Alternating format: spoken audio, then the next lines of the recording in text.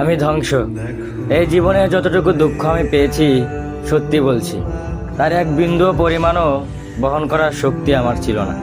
কখনো চাইলেই কাঁদতে পারিনি, কখনো কারো কাঁধে মাথা রেখে বলতে পারিনি আমি ভালো নেই। তাই নিজের ভিতরেই সব জমিয়েছি হাসি মুখের আড়ালে, নীরবতার গভীরে। মানুষ ভাবে আমি শক্ত, আমি নির্লিপ্ত, আমি সব পারি, অথচ কেউ জানে না ভেতরে ভেতরে আমি কতবার ভেবেছি।